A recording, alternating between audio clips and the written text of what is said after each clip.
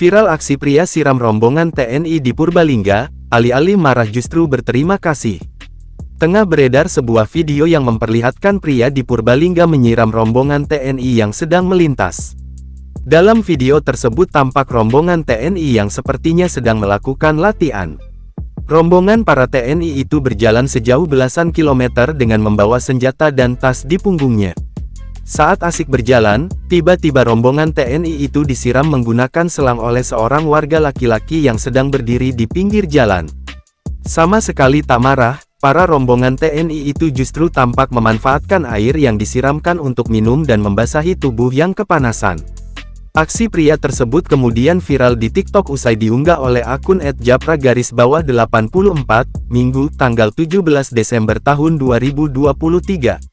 Usai membagikan aksinya ke TikTok, pria tersebut pun ramai mendapat ucapan terima kasih dari para TNI.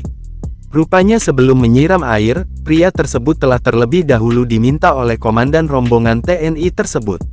Hal tersebut pun dibenarkan oleh TNI lainnya yang justru mengaku senang jika ada warga yang menyiram mereka dengan air saat melintas. Belum banyak diketahui banyak orang, tindakan menyiram air ke wajah rombongan TNI yang sedang latihan tersebut ternyata sangat membantu.